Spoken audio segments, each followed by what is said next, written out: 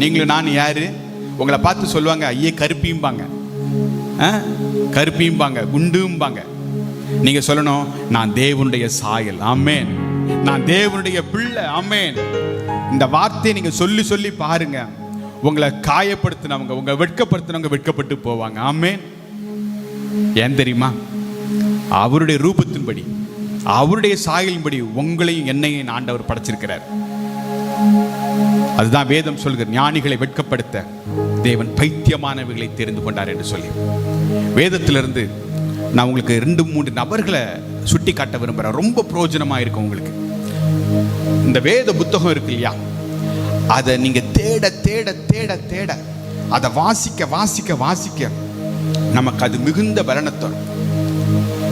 ஒரு நாள் வேத புத்தகத்தை வாசிக்கிறத விட்டுறாதீங்க. அந்த வார்த்தையை நம்புங்க, விசுவாசிங்க, அறிக்கை